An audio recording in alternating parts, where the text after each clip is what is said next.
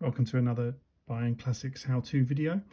Today we've got a key from a 2008 120i. It's an E88 model, but this key is the same for the E81s, E82s, E87s, 3, 5, 7 series, and possibly the X3 and X5 of about the same age. So I've got the key here. I've got a plastic trim tool. You can use a screwdriver, and I've got a CR2032 battery. So the key itself is the one with the additional door at the back. So the car has the keyless entry.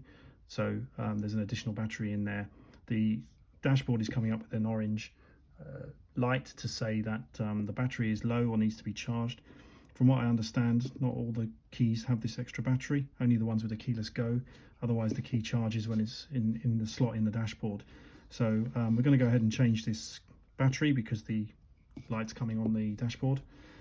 So first thing is a little button here to press the button on this side and pull.